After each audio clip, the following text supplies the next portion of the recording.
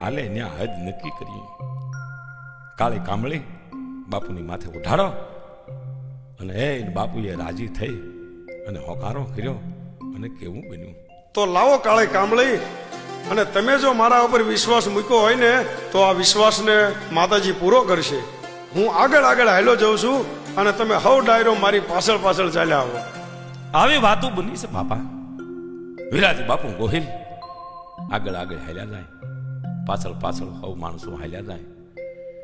જ્યાં વિરાજી બાપુ હાલ્યા ને ત્યાં બોરાણા ગામ અને વસ્ત્રડી ગામનો સીમાડો નક્કી થયો. પણ આ તો પવિત્ર પુરુષ બે કીધું ને, મનમાં વિચાર કરતા થાય કે વસ્ત્રડી ગામનું મેં લોણ ખાધું છે. આ ગામ મારું, મારી માથે એને બધાએ ભરોસો મૂક્યો. બાપુએ બોરાણા ગામની એ 500 વીઘા જમીન